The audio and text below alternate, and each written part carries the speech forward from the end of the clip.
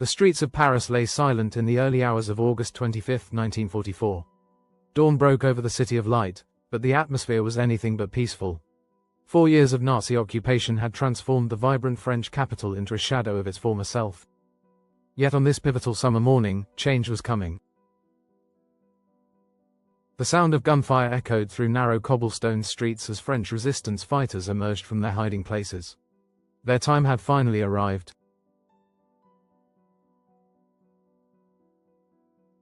4 long years of oppression, deprivation, and quiet resistance were about to culminate in one of the most significant moments of World War II, the liberation of Paris.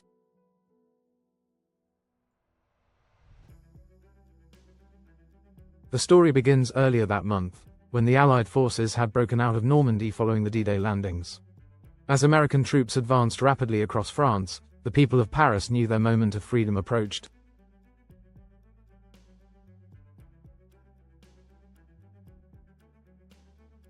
But the path to liberation would prove complex, dramatic, and ultimately triumphant. In the summer of 1940, Paris had fallen to Nazi Germany in just 6 weeks. The swift defeat shocked the world and transformed daily life in the French capital. The Nazi flag flew from the Eiffel Tower, German soldiers paraded down the Champs-Élysées, and French citizens faced strict rationing, curfews, and constant surveillance. Under German rule, Paris became a city of whispers and shadows. Resistance networks formed in secret, passing messages through elaborate chains of trusted contacts. Simple acts of defiance, painting the Cross of Lorraine on walls or wearing red, white, and blue, became powerful symbols of French patriotism.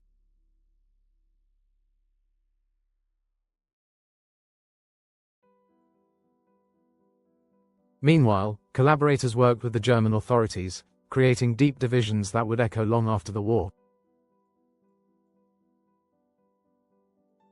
By August 1944, the situation in Paris had reached a breaking point. Food was scarce, with Parisians receiving less than 1/3 of their pre-war rations. Coal for heating had virtually disappeared. The black market thrived, but prices were astronomical. A single egg might cost a day's wages. Through it all, the resistance grew stronger, waiting for the right moment to strike.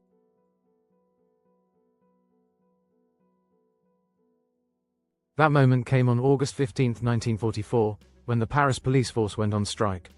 Railroad workers followed suit, paralyzing German supply lines. Within days, postal workers, metro employees, and other civil servants joined the growing insurrection.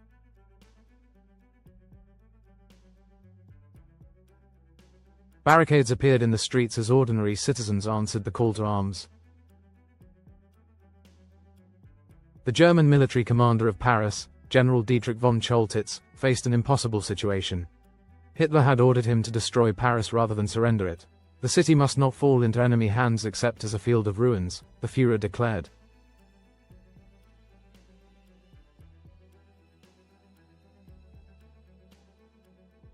This meant demolishing bridges, historic monuments, and entire neighborhoods. Von Choltitz, however, began to question these orders as the Allied armies drew closer.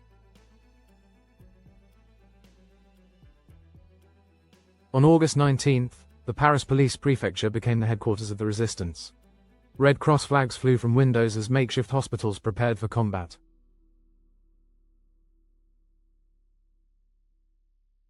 Young men and women who had never held weapons received hasty training in urban warfare.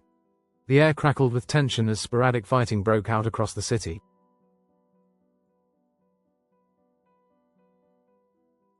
The French forces of the interior, FFI, led by Henry Roll Tanguy, coordinated the uprising from underground bunkers. They faced approximately 20,000 German troops equipped with tanks and heavy artillery.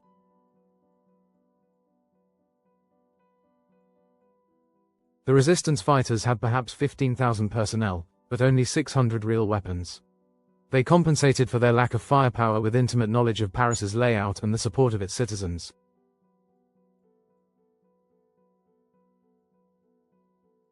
Meanwhile, outside the city, General Philippe Leclerc's 2nd French Armored Division raced toward Paris.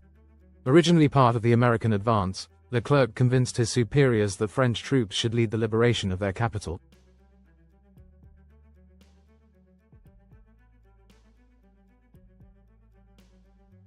The Americans agreed, but time was critical.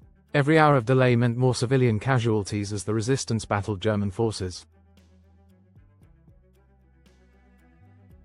The fighting intensified on August 22. German tanks appeared on major boulevards, firing at barricades. Resistance fighters responded with Molotov cocktails and captured weapons. Civilians risked their lives to carry messages between resistance groups, tend to the wounded, and share their dwindling food supplies.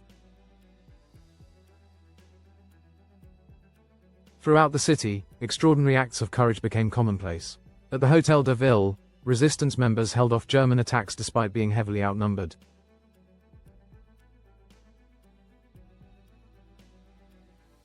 Female resistance fighters, often overlooked in historical accounts, played crucial roles as messengers, nurses, and combatants. Their contributions proved essential to maintaining the uprising's momentum.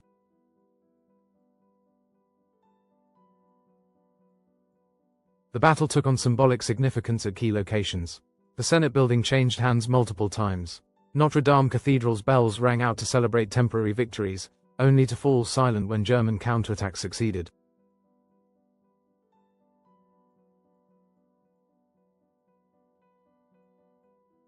Each street corner became a potential battleground as the fighting spread across all 20 arrondissements. On August 24, advance units of Leclerc's division reached the southern suburbs. The sound of their approaching tanks energized the resistance fighters. German units began to pull back from outlying positions, concentrating their forces around key strongpoints and government buildings. The liberation seemed within reach, but the most dramatic moments were yet to come.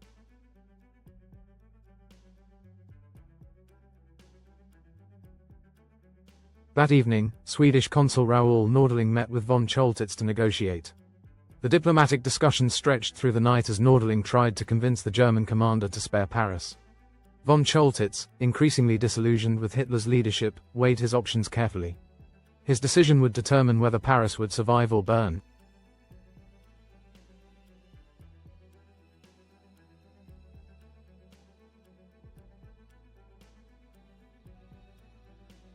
The morning of August 25 brought the final push. Leclerc's tanks entered the city from multiple directions, welcomed by crowds of jubilant Parisians. Resistance fighters guided the French forces through back streets, avoiding German defenses. The coordination between regular troops and resistance members proved remarkably effective.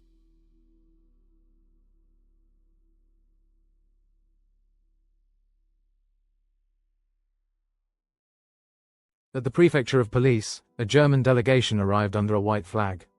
They carried surrender terms from von Choltitz, who had chosen to disobey Hitler's demolition orders.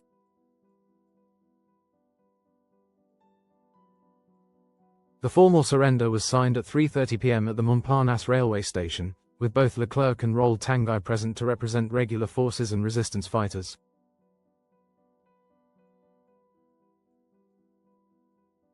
The news spread rapidly across Paris. Bells rang out from every church. People poured into the streets, embracing their liberators. French flags appeared on buildings as if by magic. The celebration was spontaneous and overwhelming, though occasional gunfire reminded everyone that some German units had not yet surrendered.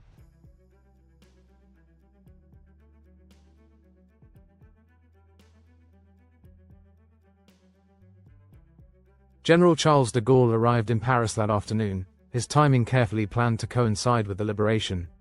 He walked from the Arc de Triomphe to Notre Dame Cathedral, drawing massive crowds.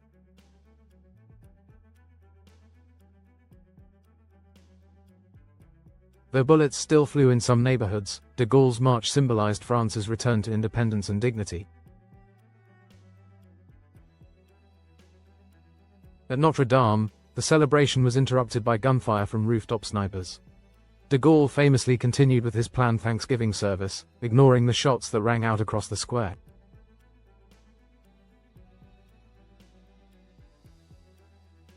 This dramatic moment captured the mix of jubilation and danger that characterized the liberation. The human cost of the uprising and liberation was significant. Approximately 1,500 resistance fighters and civilians died. Another 3,200 were wounded. German casualties numbered around 3,200 dead and 12,800 captured. Many of the city's buildings bore scars from the fighting, but Paris had escaped the wholesale destruction Hitler intended. In the days that followed, painful scenes played out across Paris. Women accused of collaborating with Germans had their heads shaved in public. Summary executions occurred despite attempts by resistance leaders to maintain order.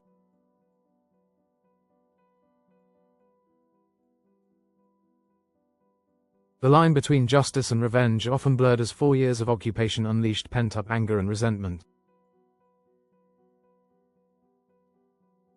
Yet the overwhelming mood was one of joy and relief. American forces paraded through Paris on August 29, receiving a rapturous welcome. Ernest Hemingway, then a war correspondent, held court at the Ritz Hotel bar.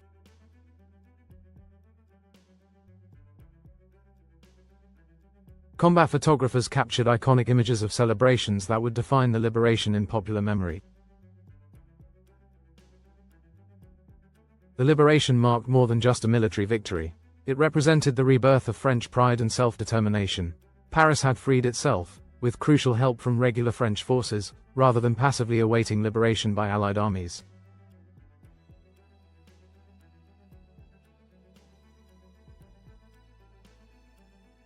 This fact proved enormously important for France's post-war recovery and political stability. The role of the resistance became part of France's national mythology. Their courage inspired similar uprisings in other occupied cities as the Allies advanced toward Germany.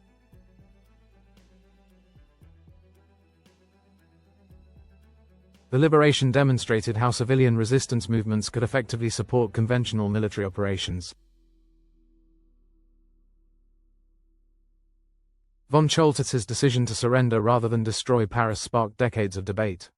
Some viewed him as a humanitarian who saved priceless cultural treasures.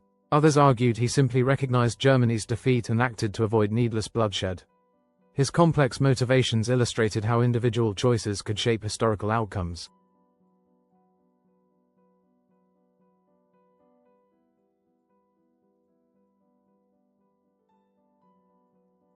For the Allies, the liberation of Paris provided a powerful propaganda victory. Photos and newsreels of celebrating crowds boosted morale across the free world. However, some military commanders worried that diverting resources to liberate Paris had slowed the advance toward Germany.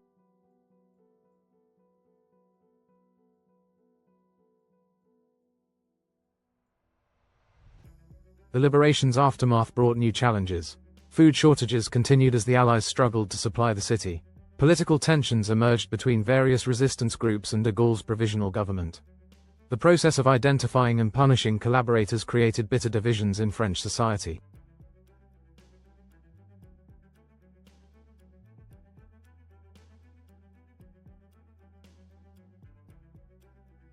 Yet Paris recovered with remarkable speed. By September 1944, schools reopened. Shops restored their window displays. Rationing gradually eased as supply lines improved.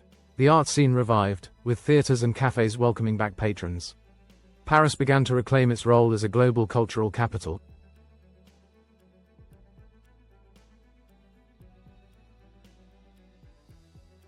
The liberation left lasting marks on Paris's physical and social landscape. Memorial plaques marking sites of resistance actions or commemorating fallen fighters appeared throughout the city. Annual ceremonies kept the memory of August 1944 alive for new generations.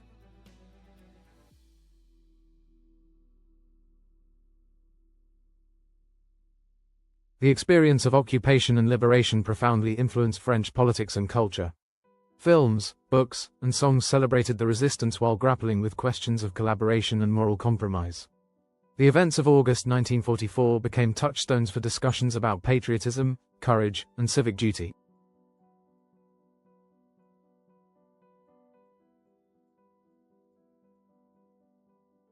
Looking beyond Paris, the liberation marked a crucial phase in the Allied campaign.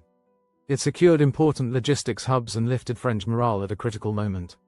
The success of the Paris Uprising encouraged resistance movements across occupied Europe, complicating German defensive efforts.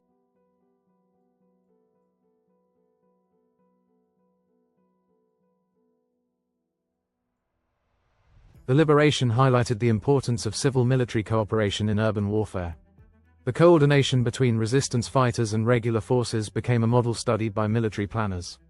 The operation demonstrated how local knowledge and popular support could multiply combat effectiveness.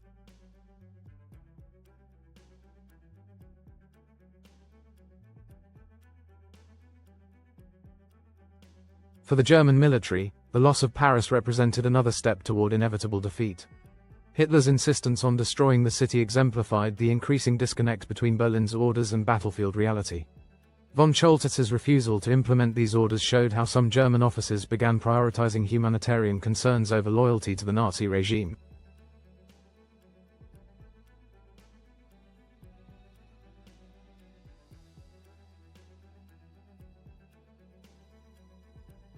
The events of August 1944 resonated far beyond France. The liberation inspired resistance movements in occupied countries across Europe. It proved that determined civilian resistance, combined with conventional military support, could overcome even well-entrenched occupation forces.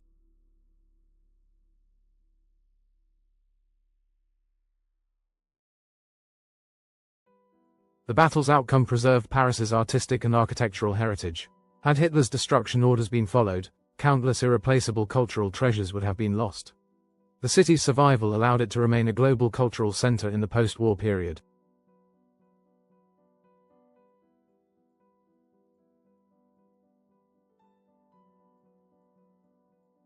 The liberation also shaped the emerging Cold War landscape.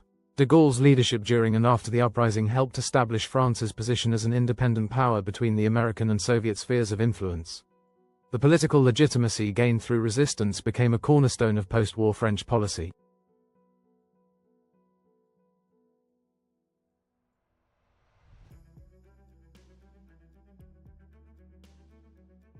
The human stories of the liberation proved as significant as its military aspects.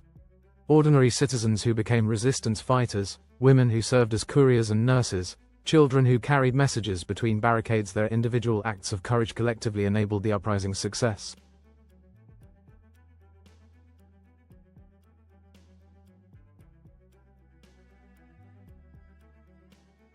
Detailed accounts from participants revealed the complexity of choices faced during occupation and liberation. Some joined the resistance early, others waited until the final days. Many simply tried to survive while maintaining their dignity. These personal narratives added depth to understanding of the period.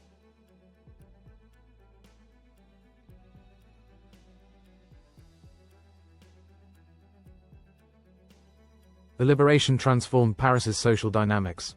Class barriers temporarily dissolved as people from all backgrounds fought together on the barricades. Women gained new public roles through their resistance activities. These changes influenced post-war French society, though many traditional structures eventually reasserted themselves.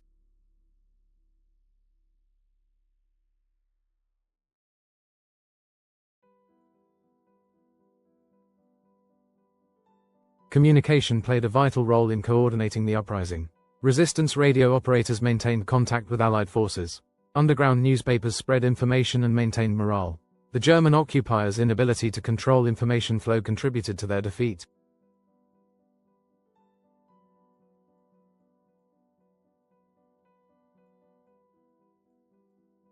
The battle involved complex urban combat tactics. Resistance fighters used Paris's medieval street layout to their advantage, establishing strong points in historic buildings.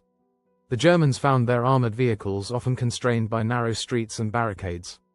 These lessons influenced later military doctrine.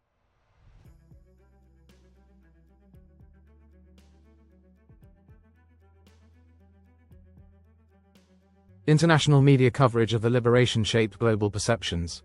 War correspondents emphasized the romantic aspects: freedom fighters, celebrating crowds, the preservation of a beautiful city. These accounts sometimes overshadowed the operation's brutal realities but helped build international support for the Allied cause.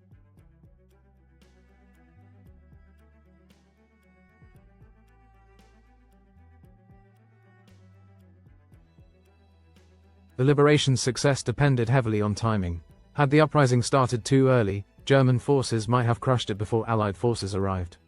Had it begun too late, the Germans might have completed their demolition plans. The coordination between internal and external forces proved crucial.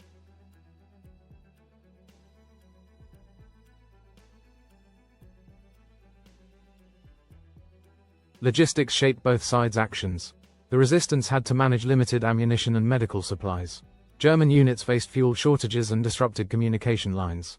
The ability to maintain basic operations under adverse conditions often determined success or failure at critical moments.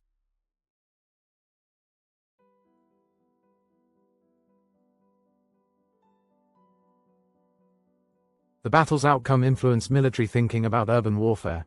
It demonstrated the importance of popular support, the value of local knowledge, and the challenges of fighting in historic cities. These lessons remained relevant for later conflicts in urban environments.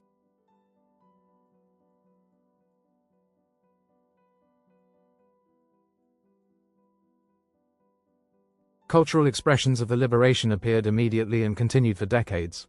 Songs, poems, and artwork celebrated the uprising. Movies and books explored its complexities. These cultural products helped shape collective memory of the events while raising questions about historical interpretation.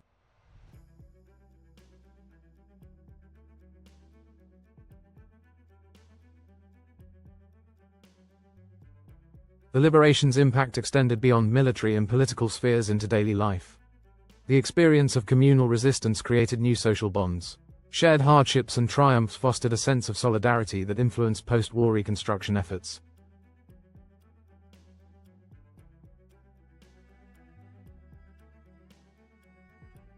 Educational institutions played important roles during and after the liberation. Universities served as resistance centers during the occupation. After liberation, they helped document events and shaped how future generations would understand this crucial period.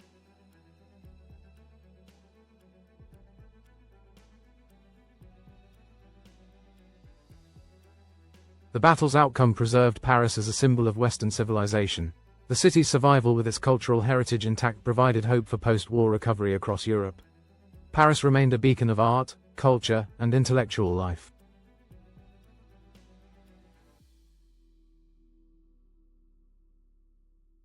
Economic aspects of the liberation proved significant. The resistance's strategic targeting of infrastructure complicated German operations. After liberation, the restoration of normal commercial activities helped stabilize the city. The battle's limited physical damage aided quick economic recovery.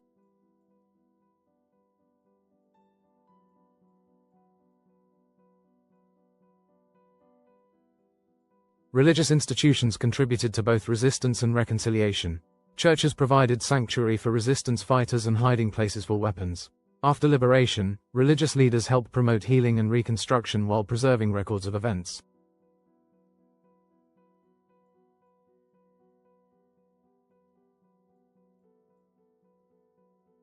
Scientific and technical expertise supported the resistance effort. Engineers sabotaged German facilities while maintaining essential civilian services. Medical professionals treated wounded fighters in secret facilities. Their contributions demonstrated the uprising's broad base of support.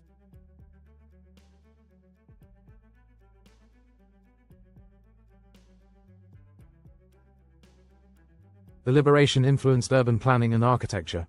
Post-war reconstruction preserved historic areas while modernizing infrastructure. Memorial sites and plaques became integral parts of the urban landscape, embedding historical memory in public spaces.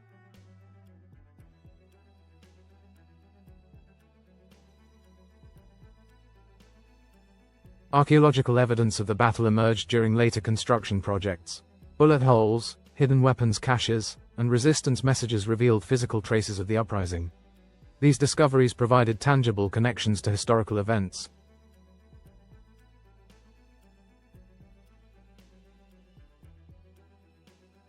Environmental aspects of the liberation received less attention but proved significant. Fuel shortages affected military operations. Urban combat damaged parks and gardens. Post-war restoration of green spaces aided the city's recovery and enhanced quality of life.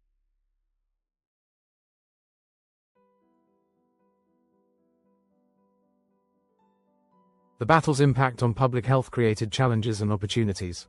Resistance medical networks evolved into improved civilian healthcare systems. The experience of treating combat casualties advanced medical knowledge and procedures.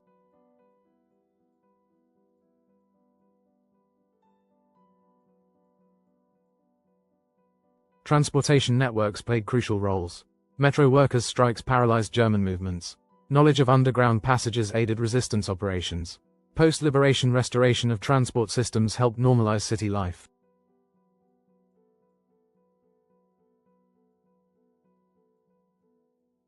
Communication technologies shaped events significantly. Radio transmitters coordinated resistance activities. Photography documented key moments. These technical capabilities influenced both military operations and historical documentation.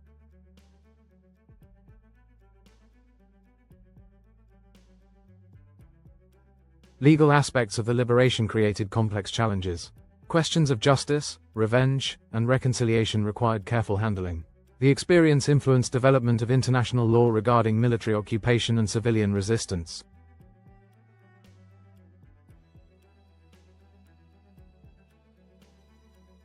Cultural heritage preservation became a priority during and after fighting. Art experts protected museum collections. Architects documented damage to historic buildings. These efforts helped preserve Paris's cultural legacy for future generations.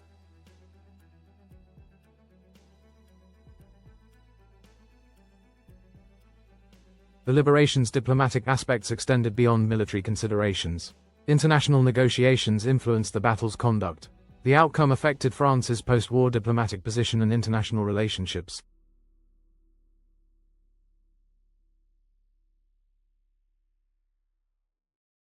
Social services adapted to wartime conditions, then transition needs. Resistance networks provided food and medical care. Post-liberation authorities worked to restore normal services while addressing new challenges.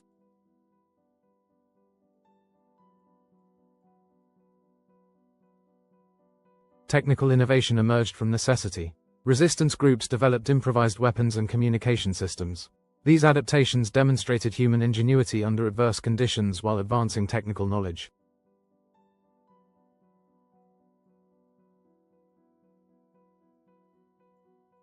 The liberation left lasting psychological impacts. Collective trauma and triumph shaped community identity. Personal and social healing processes continued long after physical reconstruction ended.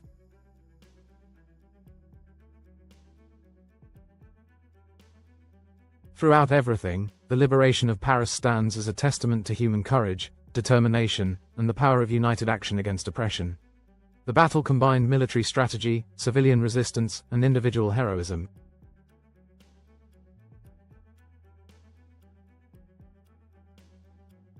Its outcome preserved one of the world's great cities while demonstrating how coordinated civilian-military operations could overcome seemingly insurmountable odds.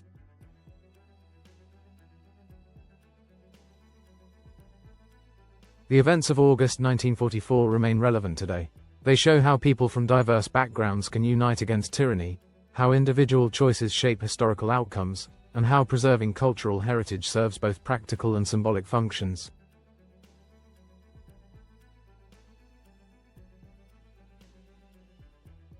The liberation of Paris stands as a pivotal moment in World War II, French history, and the broader story of human freedom.